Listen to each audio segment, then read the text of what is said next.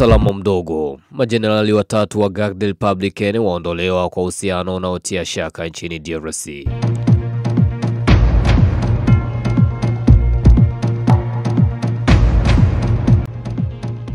Waraka rasmi unaodaiwa kutoka ndani ya Garde Republicaine GR uliotolewa na idara ya ujasusi ya makao makuu ya jeshi na kuwasilishwa kwa mkuu wa majeshi ya FARDC EMG FARDC umebainisha kuondolewa kwa maafisa wakuu watatu wa jeshi kwa sababu zinazohusishwa na kuhatarisha usalama wa Jamhuri ya Kidemokrasia ya Kongo.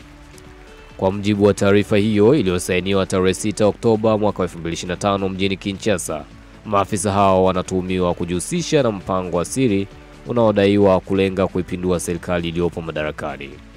Waraka huo unaeleza kuwa maafisa hao waliendeleza uhusiano usiofaa na mienendo iliyo kinyume na uadilifu na majukumu ya Garde Republicaine, hali inayoweza kuhatarisha ulinzi wa serikali na taasisi zake.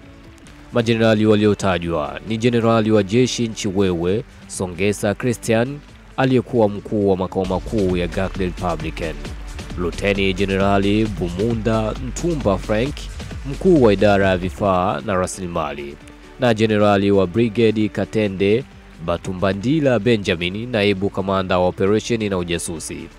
Hadi sasa mamlaka za kijeshi hazijatoa taarifa rasmi kwa umma juu ya hatua zinazofuata dhidi ya maafisa hao, huku wachambuzi wa masuala ya usalama wakitafsiri tukio hili kama ishara ya ongezeko la tahadhari ndani ya taasisi za ulinzi nchini DRC.